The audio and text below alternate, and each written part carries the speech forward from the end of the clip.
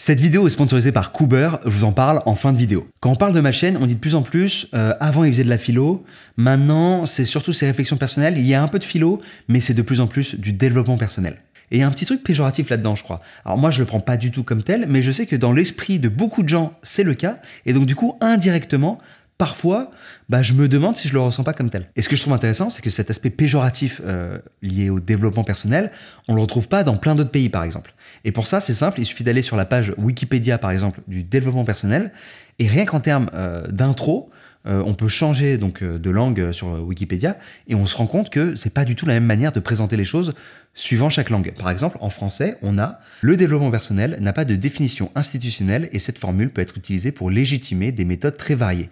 Parmi ces diverses techniques et approches, certaines relèvent du charlatanisme qui exploite la misère émotionnelle humaine, quand d'autres constituent des pseudosciences et relèvent de l'escroquerie ou de la manipulation mentale, voire de la dérive sectaire. » Ça fait mal. Alors qu'en anglais, rien de tout ça, juste à la toute fin de l'article, donc pas de l'intro, l'article, il y a une partie critique et en 4 lignes, ça reprend les thèses d'un auteur américain. Mais rien dès l'intro, contrairement à l'article français, et c'est la même chose pour les articles espagnols, portugais, néerlandais. À chaque fois, il n'y a rien dans l'intro. Alors, c'est qu'une intro Wikipédia, je suis d'accord avec vous, mais pour moi, ça en dit long et surtout, ça corrobore ce que j'observe de moi-même avec ma famille qui est aux États-Unis et le fait que je vive en France. Enfin, je me rends compte à quel point c'est des mondes très différents là-dessus. Alors, d'où vient cette aversion qu'on peut avoir en France ? Je pense que la réponse, elle n'est pas évidente et en fait, elle se fait en plusieurs parties. D'abord, notre attachement à la philosophie. Dans l'esprit des gens, il y a une forme d'incompatibilité entre la philo et le développement personnel. La philosophie, elle est à la recherche de vérité. Elle est rigoureuse, elle argumente, elle pense, elle se demande pourquoi. Là où le développement personnel, il va être dans l'action, dans le pragmatisme, dans l'imprécision, il va se demander comment, sans savoir si c'est forcément une bonne chose ou non. À ça, il faut aussi rajouter que le développement personnel se fait beaucoup de thunes, la philo beaucoup moins, et en même temps, voilà, la philo, ça parle à une élite, quoi. La philo, elle se veut un petit peu inaccessible, et quand ça devient trop accessible, quelque part, c'est plus de la philo. Et d'ailleurs, je trouve ça triste. C'est pour ça que j'ai essayé sur ma chaîne, pendant des années, de la rendre accessible. Mais du coup, en le faisant, c'était de l'introduction à la philosophie. C'était pas vraiment de la philosophie en tant que telle. Yo, ici Cyrus du montage. Je sais pas pourquoi je parle au passé, parce que je trouve qu'en fait, je le fais encore. Je le fais différemment, mais je le fais encore. Je trouve. Voilà. Évidemment, il y a plein de gens qui disent que oui, c'est de la philosophie quand même, mais il y a des gens qui disent que non, c'est pas le cas. Alors que le développement personnel, ça parle à tout le monde. Tout le monde comprend. Après, on adhère ou on n'adhère pas, c'est une chose, mais au moins on comprend. Et ce que je trouve intéressant aussi, c'est que les deux n'ont pas le même rapport, le même point de vue l'un envers l'autre. Le développement personnel aime beaucoup la philosophie, et d'ailleurs l'utilise pour crédibiliser certains de ses ouvrages, de ses textes, etc. Là où la philosophie, elle déteste le développement personnel, la plupart du temps. En tout cas, c'est mon impression, et c'est un peu corroboré par ce livre, par exemple, de Julia de Funès, donc docteur en philosophie, qui s'appelle « Développement impersonnel, le succès d'une imposture ». Et c'est hardcore, ça tire à balles réelles, comme on dit dans le jargon. Je vais vous lire un extrait par exemple sur les coachs. Nombreux sont les coachs désireux d'être psychologues, psychanalystes ou psychiatres.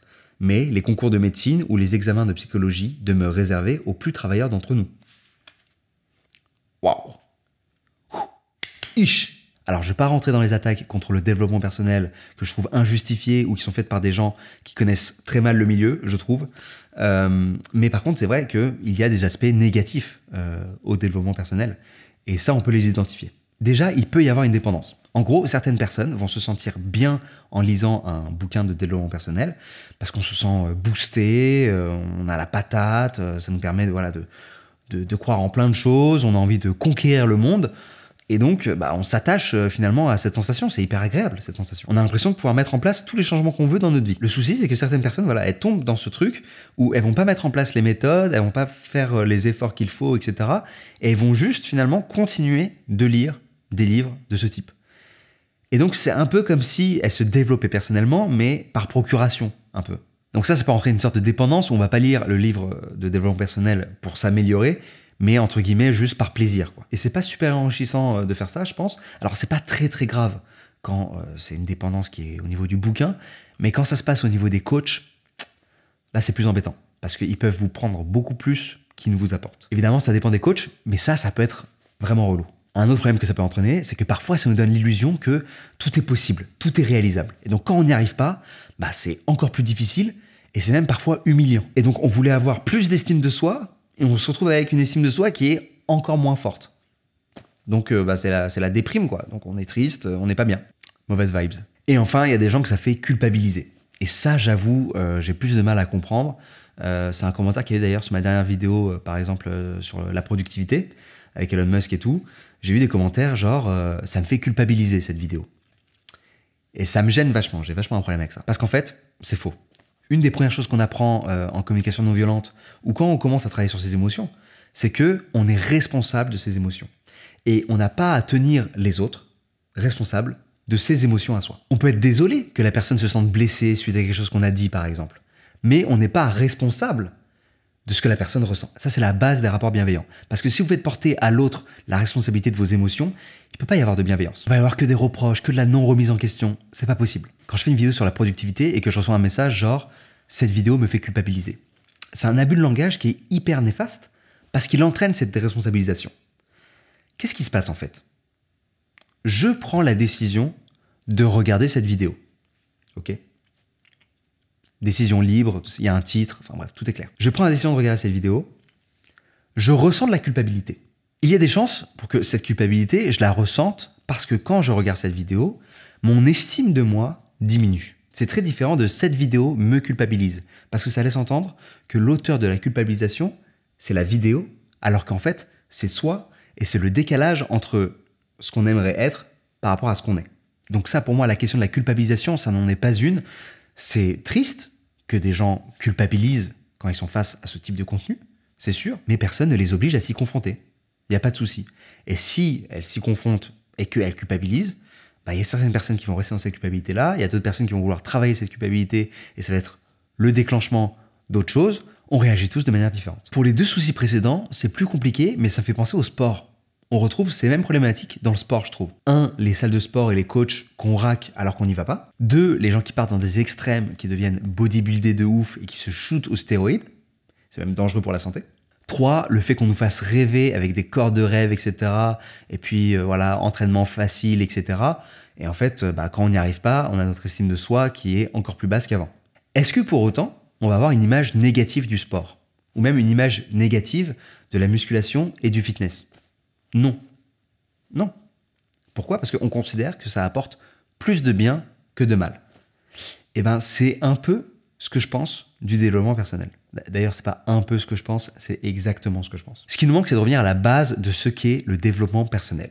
C'est se développer personnellement. Ce qui vient de se passer, c'était vraiment le climax de ma réflexion. J'espère que vous le retiendrez. C'est très large comme concept, quoi. Et donc, vu que c'est large, forcément, il y a des choses qui sont sensées et il y a des choses qui le sont beaucoup moins. Et à mon sens, la philosophie, c'est aussi du développement personnel, au sens strict, de se développer personnellement. Alors, il y a des parties qui n'ont rien à voir dans la philosophie avec le développement personnel. Et encore, je pense qu'on pourrait faire des ponts. Mais voilà, typiquement, la métaphysique, peu de choses à voir avec le développement personnel. Pareil pour l'épistémologie. Comment on connaît ce qu'on connaît, tout ce qui est comment on acquiert les connaissances, etc. La science du savoir, quoi. Par contre, quand on ouvre la porte de l'axiologie, et donc on tombe sur l'éthique, et donc l'éthique personnelle, là, on s'en rapproche beaucoup plus. Pour moi, ça devient du développement personnel, puisque le but, c'est de se créer une éthique personnelle. Et donc, par exemple, le stoïcisme et l'épicurisme, qui sont des éthiques personnelles, c'est du développement personnel. Quand Sénèque nous écrit de la vie heureuse, et qu'il explique selon lui comment faut faire pour vivre une vie heureuse, c'est du développement personnel. Et c'est la philosophie aussi, bien sûr. Mais ça reste également du développement personnel. Quand je lis Sénèque, quand je lis Épictète, quand je lis Épicure, je suis censé aller mieux, trouver des manières, des choses que je peux mettre en place dans ma vie pour mieux la gérer. Excusez-moi, c'est du développement personnel. Même Arthur Schopenhauer, quand il fait l'art d'être heureux ou l'art d'avoir toujours raison, excusez-moi, c'est pas des bouquins, des titres de bouquins de développement personnel, ça ? Pourtant, c'est Schopenhauer dont on parle. Et de la même façon, aujourd'hui, il y a des livres de développement personnel qui sont extrêmement intéressants. L'un des plus vendus, c'est Le pouvoir du moment présent de Eckhart Tolle. C'est une incroyable vulgarisation des grands principes bouddhistes. Donc, parce que t'as 2-3 et charlatans qui font de la excusez-moi mon vocabulaire, tu dois jeter à la poubelle le principe juste de s'explorer, de se comprendre, de travailler sur soi et de s'améliorer. Ça n'a aucun sens de faire ça. Et du coup, ça me fait vraiment de la peine quand il y a des gens qui ont cette image du développement personnel, parce que c'est des gens qui passent à côté de choses qui pourraient être intéressantes juste à cause d'un préjugé. Et ça, c'est dommage. Il y a un passage que j'ai trouvé amusant dans le livre de Julia de Funès, c'est au sujet de l'idéologie de l'introspection. Et en parlant du développement personnel, elle dit la chose suivante. Ces conseils tournent tous autour d'une nécessaire introspection. Méditer seul devant son application en position de lotus pour mieux se retrouver, se concentrer sur sa manière de s'exprimer pour mieux communiquer, peser chaque calorie et mesurer chaque effort pour mieux se porter, partir en retraite pour se ressourcer, etc. L'alignement personnel, la connaissance de soi, l'épanouissement passerait nécessairement par cette concentration narcissique, ce rétrécissement vers le moi. Mais la connaissance de soi est-elle nécessairement introspective, autarcique et narcissique? Alors, toute notre connaissance de soi, non, parce qu'on se définit aussi dans nos rapports par rapport aux autres, par rapport à son environnement, etc. Mais une énorme partie quand même. Se connaître soi, ça demande une introspection. Non? Un petit peu quand même. Et pour contrer ça, elle met déconstruction, le moi ne serait-il qu'une fiction? Mais c'est un concept phare du développement personnel. On le retrouve dans plein de bouquins de développement personnel, cette idée du moi fiction. Donc j'ai quand même l'impression qu'aujourd'hui, toute l'aversion qu'on peut trouver contre le développement personnel vient d'un manque de connaissance de ce que c'est le développement personnel. J'en ai marre de dire ce mot par contre. C'est pas juste un Américain qui est là en mode « You can do it! You have the power in you !» C'est pas que ça. C'est ça parfois, c'est vrai. Mais c'est pas que ça. Donc finalement, est-ce que le vrai problème du développement personnel, c'est qu'on lui laisse pas sa chance de vraiment se présenter? J'avoue que personnellement, c'est quelque chose que j'ai découvert assez jeune, après la philo quand même, et c'était vraiment un kiff à explorer. Il y a énormément de choses intéressantes que j'ai appris. En fait, je me suis dit, mais tout le temps que je mets à être meilleur à ce jeu vidéo, à apprendre telle langue, à apprendre tel concept, tel machin, etc. Imagine, je mettais autant de temps juste sur moi, sur m'améliorer moi, et être une meilleure personne. C'est ça le développement personnel. Bon, après, je me suis remis à jouer à Pokémon très vite, mais de temps en temps, je lisais un bouquin et je pense que ça m'a aidé. Même si évidemment, rien ne vaut l'école de la vie et les gifles au visage que vous met l'existence. Je vous ai parlé de ma rupture ou pas? Je me souviens plus. Après, évidemment, c'est pas quelque chose qui va régler tous vos problèmes et faut pas le voir comme ça. Et si vous pensez que ça va résoudre des problèmes intérieurs mais que ça vous apporte pas ce que vous cherchiez, faut pas hésiter à aller voir des professionnels. Genre des psys par exemple. Et je précise d'ailleurs qu'il n'y a pas d'exclusion entre ces domaines-là. C'est-à-dire que vous pouvez très bien lire du développement personnel, vous intéresser à la philosophie, être féru de philosophie, regarder des conférences de Hegel par exemple, et avoir un psy. C'est possible. Quand je parle de conférence de Hegel, c'est pas vraiment Hegel qui fait la conférence. C'est une conférence sur Hegel. À son époque, il n'y avait pas les caméras et tout, parce qu'il est mort il y a longtemps quand même. Après, si vous voulez découvrir des bouquins de développement personnel sans perdre trop de temps et comme ça vous savez lequel vous voulez lire ou non, etc., je vous recommande évidemment le sponsor de cette vidéo, Cooper. Cooper, c'est une app qui vous permet de retrouver des résumés de bouquins, de documentaires, de podcasts. Alors évidemment, on parle de non fictionné. Ça n'a pas de sens d'avoir un résumé de Harry Potter. Et les thématiques, c'est culture générale, développement personnel, donc c'est pour ça que c'était approprié, je trouve, d'en parler dans cette vidéo, et développement professionnel. Alors je vais être totalement honnête et transparent avec vous. J'ai d'abord testé un concurrent de Cooper avant de les connaître, donc c'était il y a longtemps, et c'était que en anglais. Donc pas mal relou. Alors là, tout est en français, en plus c'est une boîte française, c'est quand même beaucoup mieux. Et ce qui est cool aussi avec Cooper, c'est que les résumés de bouquins, ils sont aussi en audio. Donc vous pouvez le faire pendant que vous faites vos sports. Moi je faisais vachement ça par exemple. Je parle au passé parce que je le faisais pendant que je courais et je cours plus.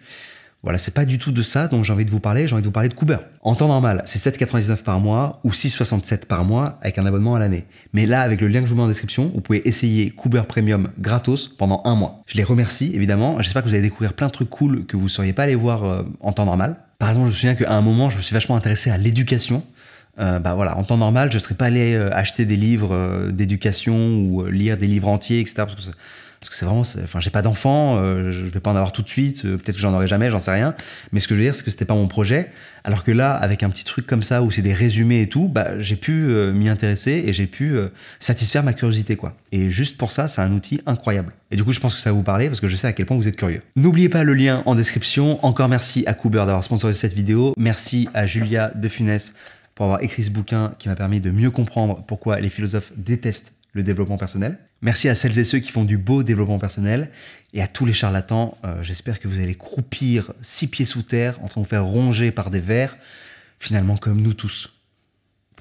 Memento mori. Yo, Cyrus du montage. Alors en fait, pas comme nous tous, parce qu'il y en a qui vont vouloir être incinérés par exemple, ou d'autres ils vont mourir en mer, et donc ça se trouve ils vont pas toucher la terre, parce que le temps qui tombe, ils vont se faire bouffer par plein de trucs. Je retire le nous tous. On se retrouve la semaine prochaine pour une nouvelle vidéo. Tous les mardis, 22 h sur Twitch. Suivez-moi sur Instagram. Love, peace. Ciao, et n'hésitez pas à liker cette vidéo si c'est pas déjà fait, je vous en parle jamais, je vous le dis jamais, mais je me dis peut-être que je devrais le dire plus souvent. Donc voilà, je le dis. Goodbye.